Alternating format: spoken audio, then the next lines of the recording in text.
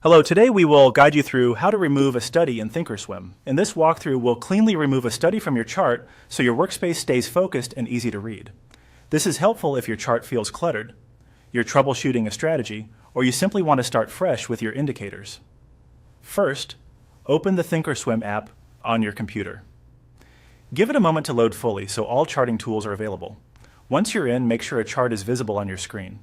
If you use multiple layouts or saved workspaces, switch to the chart where the study you want to remove is currently applied. You'll know you're in the right place if you can see your symbol, time frame, and any indicators layered on or beneath the price. Next, look for the Studies control within the chart area. It's typically along the top of the chart, often shown as a beaker icon or labeled Studies.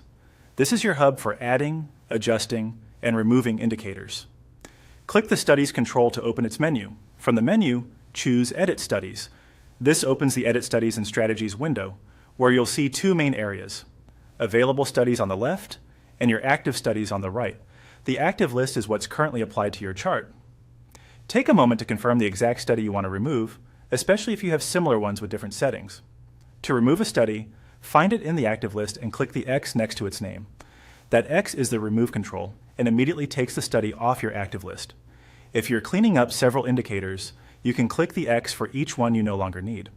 As you do this, the list will update to reflect only what remains on the chart. This action doesn't delete the study from Thinkorswim. It simply detaches it from the current chart, so you can add it again later if needed. When you're satisfied, click OK to confirm the change and close the window. Your chart will refresh to show the updated, simplified view without the removed study. If the chart looks more readable and behaves as expected, you're all set.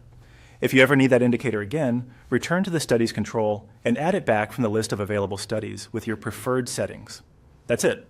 You've successfully removed a study in Thinkorswim, keeping your chart clean and focused for better decision making.